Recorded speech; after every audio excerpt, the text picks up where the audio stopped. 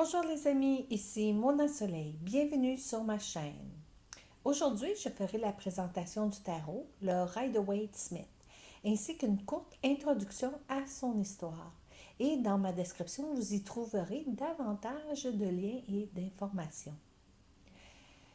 Beaucoup de personnes le nomment soit le Rider-Waite ou bien le Rider-Waite-Smith, en l'hommage de Pamela Colman Smith, l'artiste qui a fait les images. Tant qu'à moi, ce jeu devrait s'appeler le tarot de Waite-Smith, portant simplement le nom du concepteur et celui de l'artiste, et non pas l'imprimeur ou l'éditeur. Vous verrez pourquoi je cite ceci plus tard dans ma présentation. Les cartes ont été initialement publiées par Rider Son à Londres, d'où le nom du jeu Rider-Waite. Rider pour l'éditeur et Waite pour le nom du concepteur. Cette publication a pris fin au cours de la Seconde Guerre mondiale, lorsque les plaques d'impression ont été détruites dans le bombardement de Londres. Ensuite, plusieurs années, US Game ont commencé à publier le jeu en 1971.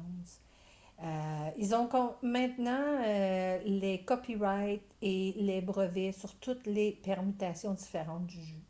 Rider Son publie à niveau sa propre édition en accord avec US Game, mais celle-ci n'est pas une reproduction identique de leur première édition. Les choses ont beaucoup évolué au cours du dernier siècle depuis que le premier jeu est arrivé sur le marché. Des dizaines d'autres éditeurs l'ont publié en redessinant les images de Pamela. Rider Son n'a pas publié ce jeu durant de nombreuses années. La première édition du jeu est extrêmement rare. Et il n'en existe que 3 ou 4 copies dans le monde entier. C'était un mystère de savoir pourquoi. Mon intuition, par contre, me dit que dans ce temps-là, les ordres étant extrêmement secrets, et que si ce tarot a été créé pour l'enseignement à l'intérieur de l'ordre, il n'était certainement pas question d'en vendre des copies au monde entier. Le tarot faisait partie de l'apprentissage ésotérique des membres, et souvent, ils devaient le redessiner et le recréer afin de bien intégrer les images dans leur subconscient. Donc, cela pourrait expliquer la raison pourquoi la première édition n'a pas été imprimée en plusieurs exemplaires. Aussi, ces dernières années, une des copies originales a été vendue aux enchères, incluant une lettre de l'éditeur. La lettre était un avis de rappel qui demandait à tout acheteur de la première édition Roses and Lily de retourner le jeu pour le remplacement d'une deuxième édition si celle-ci ne satisfaisait pas. Il semblerait que le recto de la carte n'était pas correctement collé et qu'avec l'usage à la longue, il se serait rapidement séparé. À la suite de ce rappel, certains supposent que la plupart des jeux ont été retournés, détruits ou plutôt remplacés par la deuxième édition en quelques mois. Ceci est certainement possible, mais mon intuition me dicte autre chose et je préfère me faire confiance. Donc, ainsi, la première version, Rosen Lily, dont vous pouvez voir une image de l'endos de la carte, qui est différente des nouvelles versions d'aujourd'hui, est extrêmement rare et est apparue dans les alentours de 1918. Il y a eu d'autres versions créées à partir de la conception originale, telles que l'Albano Waite en 1968. Et aujourd'hui, il existe beaucoup de versions redessinées et recoloriées du jeu.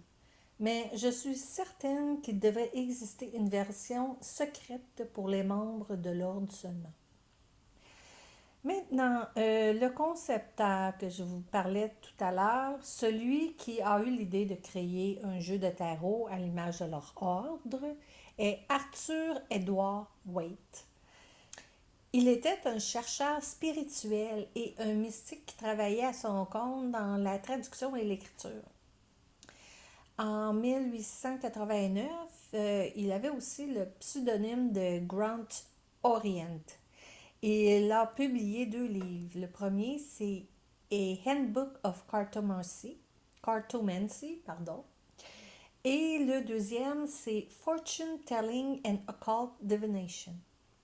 Elle est l'un des premiers livres en anglais sur la lecture du tarot. Sa satisfaction pour le culte l'a amené à devenir membre de l'ordre hermétique de l'Aube dorée, aussi connu en anglais sous la Golden Dawn. Mais éventuellement, sa spiritualité a progressivement évolué de la magie cérémoniale vers le mysticisme chrétien. Lorsque les membres de la Golden Dawn se sont séparés, il a créé sa propre confrérie, qui se nommait en anglais, encore une fois, The Fellowship of the Rosy Cross. En 1909, Wade paya une modique somme, devrais-je dire, forfaitaire à Pamela, afin d'illustrer son jeu de tarot. Et Wade écrivit un petit livre qui l'accompagna, qui se nomme The Pictorial Key of Tarot. Donc, j'ai mon petit chat ici qui se promène et qui veut jouer. Donc ici, j'ai acheté naturellement une version qui est loin d'être la première édition de ce petit livre-là. Parce que, un peu pour ma culture, par curiosité, je me demandais en fait si vraiment ça n'en valait la peine que Puis finalement, j'ai pas trouvé ce livre étant très extraordinaire puisque c'est surtout la définition de l'image en tant que telle, puis quelques mots-clés pour venir l'associer. Mais personnellement, je l'ai trouvé banal. Par contre, j'étais curieuse, donc je l'ai acheté quand même. Donc, je vous le présente ici aujourd'hui, mais je ne vous le conseille pas nécessairement là, pour apprendre à lire les cartes du tarot. Donc maintenant, on ne peut pas parler du jeu de tarot de Rider-Waite sans parler de l'artiste qui a dessiné chacune des cartes, qui se nomme Pamela Colman Smith. Aussi connue sous le nom de Pixie, car sans elle, ce tarot n'aurait pas connu le jour. Pamela est née à Londres de parents américains et a passé une partie de son enfance en Jamaïque. Puis, quand je regarde les images de Pamela, je trouve qu'elle a un petit air jamaïcain. Vous ne trouvez pas? Elle a étudié l'art à l'Institut de Pratt à New York, puis a fait une tournée avec une compagnie de théâtre anglaise en tant que costumière et scénariste. À l'apogée de sa carrière en 1890 à 1910, elle a collaboré avec William Butler Yeats et son frère sur divers projets littéraires et théâtraux, comme des partitions musicales illustrées, des livres pour enfants, des magazines littéraires illustrés aussi. C'est pas surprenant de savoir que Waite a choisi Pamela pour son talent, en fait, ses habiletés de clairvoyante, sa capacité à percevoir les vérités mystiques supérieures et leur lien avec la Golden Dawn. Pamela n'a pas bénéficié beaucoup financièrement du jeu de tarot et le nom de l'éditeur a été affiché au lieu du sien. Encore une fois, pourquoi? Pourquoi que le nom de Pamela n'a pas été inscrit? C'est quand même un autre mystère tant qu'à moi. Qui sait, peut-être qu'elle ne voulait pas dévoiler son lien avec la confrérie.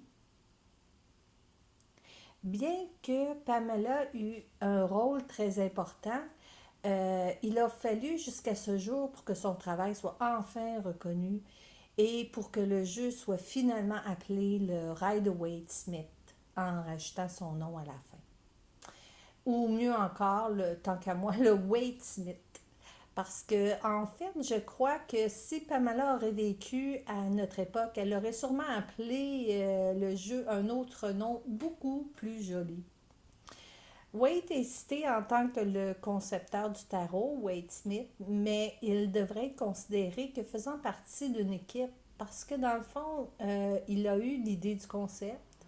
Il a créé la structure, peut-être des cartes basées sur certainement d'autres types de cartes ou de jeux, mais n'était pas un artiste talentueux et intuitif comme Pamela.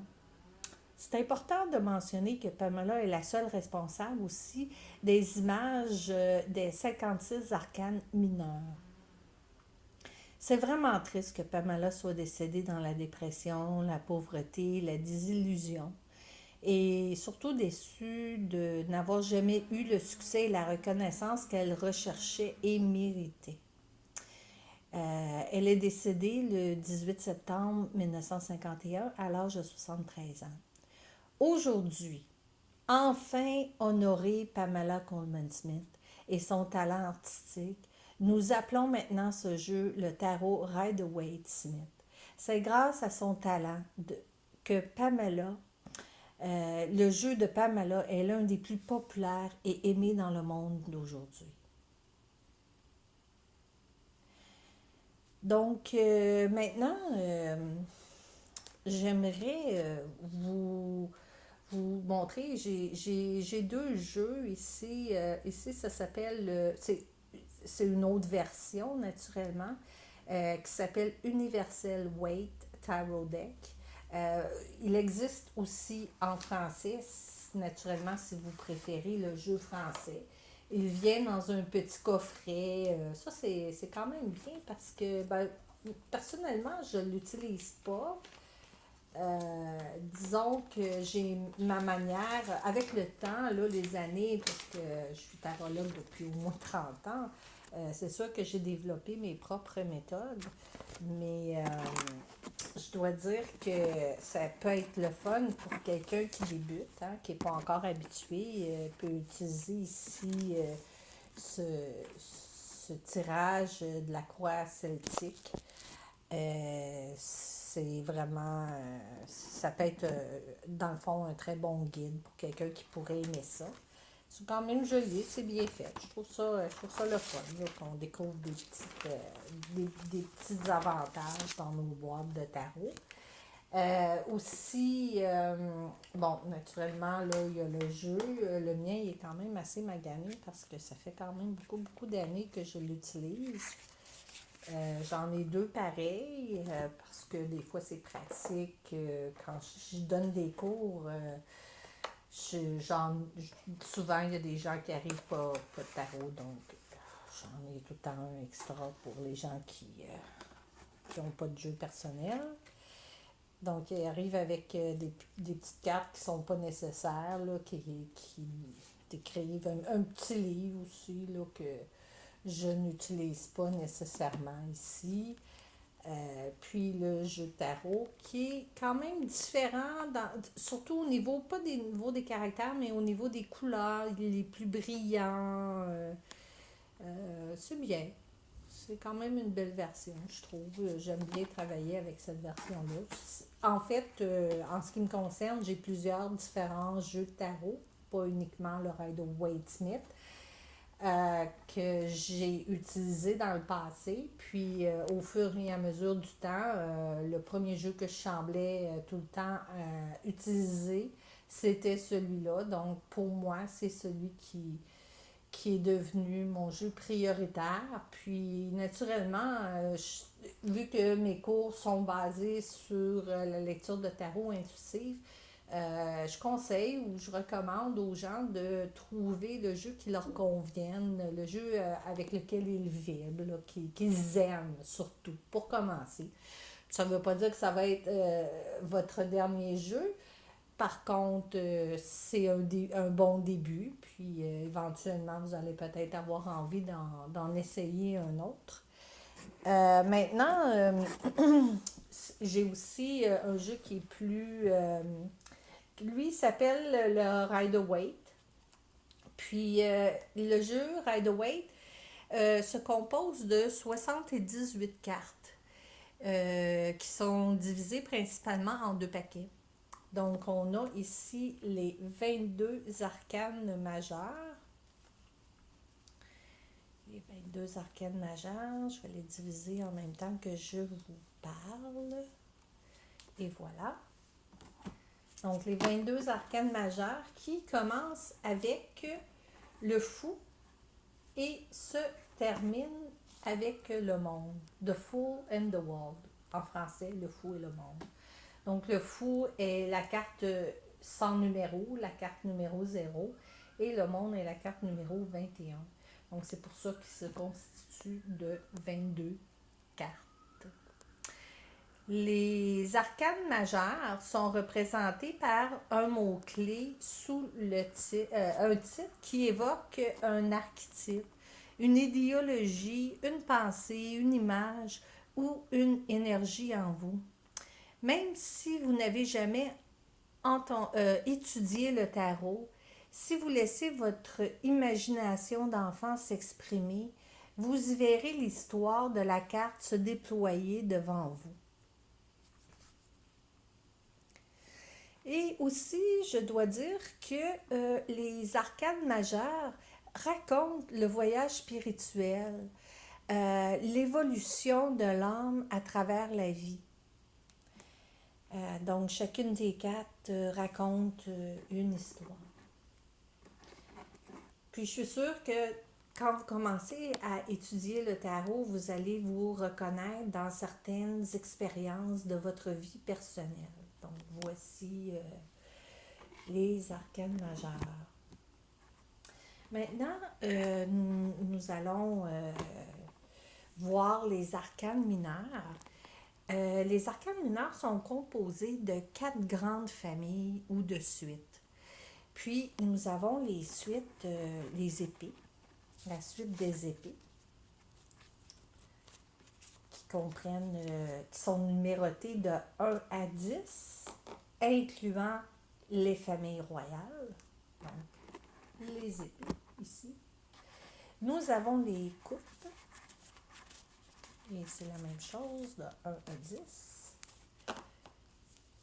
Donc 1 à 10 ou l'as de coupe, l'as d'épée.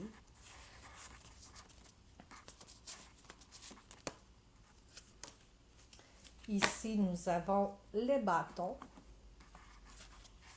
et les deniers ou pentacles.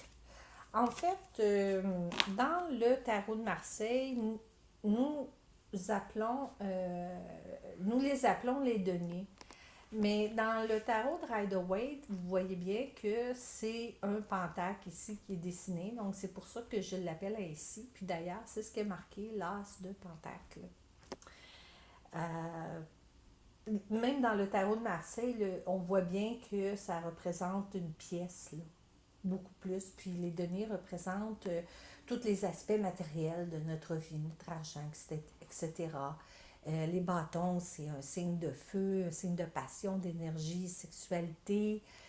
En fait, on va venir voir au niveau du travail. Les couples représentent l'amour inconditionnel. Les épées, c'est la manière qu'on communique, etc. Donc, voilà ma petite mini-présentation. C'est sûr que je ferai éventuellement une vidéo plus approfondie, mais là, ce n'est qu'une présentation générale. Donc, voici pour les suites de 1 à 10, comme je vous ai expliqué. La famille de la cour ou les personnages sont aussi inclus dans les arcanes mineures et font partie, pour moi, d'un troisième groupe. La signification des familles royales ou des personnages de la cour peuvent être vastes, profondes et potentiellement glissantes ou changeantes, si on veut. Les royales peuvent représenter des personnes de notre vie passée, présent ou futur. Ils peuvent représenter aussi par leur personnalité, leur apparence, leurs traits de caractère, leurs qualités et leurs défauts. Un roi qui représente non, en fait, un roi peut représenter une femme ou bien un homme dans votre entourage, ou ils peuvent démontrer nos propres tendances comportementales. Et même parfois, je dirais qu'elles sont époustouflantes car elles peuvent représenter les personnes qui ont fait la transition, c'est-à-dire ceux qui ne font plus partie de ce plan physique. Si vous êtes un médium naturel, c'est garanti que vous pourriez l'expérimenter. Ils peuvent être extrêmement massades parce que nous traitons directement avec la psyché humaine et la persona. Ces cartes sont de nature carrément caméléon, selon le contexte du questionnaire et de la nature du tirage de tarot. Donc, pour chacune des suites, naturellement, ils sont associés au pentacle, aux épées, au couple et au bâton. Et pour chacune des familles royales, vous retrouverez le valet, la reine, je vais remonter un peu, le valet, la reine, le roi, ainsi que le cavalier. Donc, durant mes cours, je fais une étude complète juste pour apprendre à mieux comprendre, en fait, les familles royales, etc.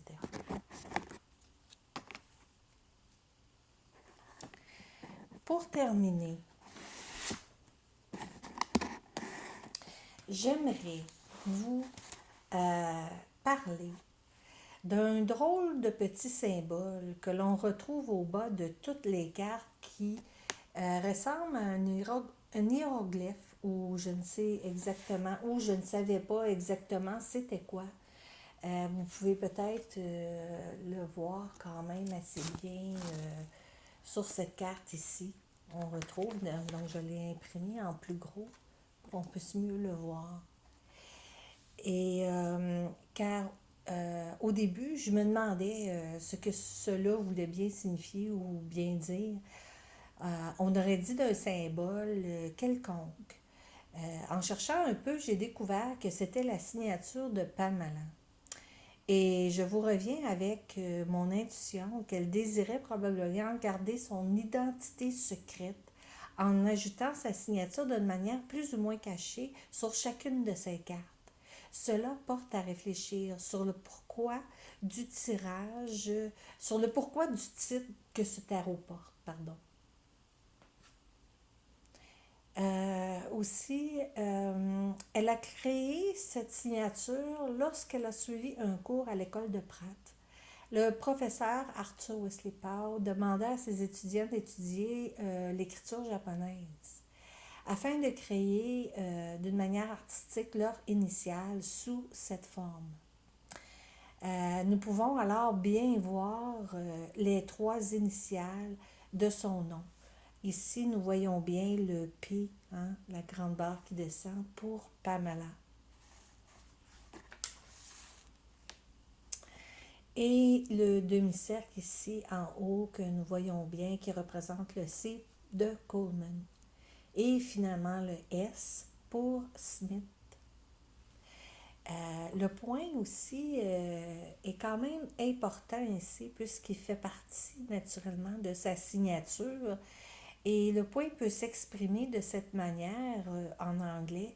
I've come to a full stop to what I was expressing. Donc, la traduction, ma traduction, je suis arrivée au bout de ce que je voulais dire. Quand je réfléchis à cela, je trouve que c'est profond parce que c'était pas juste une question d'énoncer son nom, mais une question d'énoncer qu'elle avait terminé d'exprimer son histoire à travers ces images du tarot.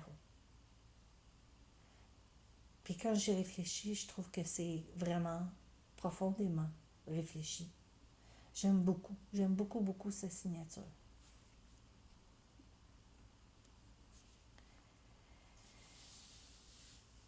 Oui, parce que Pamela, elle a été inspirée, ces cartes, en fait, ces images de tarot ont été inspirées par les gens qu'elle fréquentait dans son entourage, autant au niveau du théâtre, aussi l'actrice qui était très connue, Ellen Terry.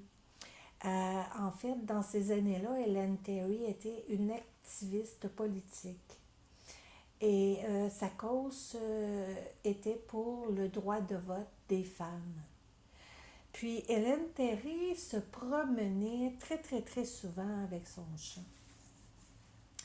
Et donc, et d'ailleurs, Hélène Terry était sa coloc. Puis j'aurais même à ajouter que si on vient chercher ici, là, la carte là, de la reine de bâton, vous allez voir, c'est intéressant. Un petit peu, là, est à la fin. Ah, la voilà. Donc, la reine de bâton, vous voyez, ici avec son chat. Donc, cette actrice qui est très reconnue, une grande actrice, une activiste politique pour une grande cause, parce que, écoutez, le droit de vote pour les femmes, hein, puis son chat, fait que je pense que dans le fond, elle méritait quand même cette reconnaissance-là de la part de son amie Pamela. Donc, c'est intéressant, très intéressant. Puis, vous pouvez découvrir davantage en faisant vos propres recherches. Moi, ce n'est qu'un aperçu général. En fait, maintenant, ce que j'ai à dire pour finaliser, c'est que je suis arrivée au bout de ce que je désirais dire. Je vous souhaite une journée remplie d'amour, de joie et de lumière. Ici Mona Soleil à montaro.ca. Namaste.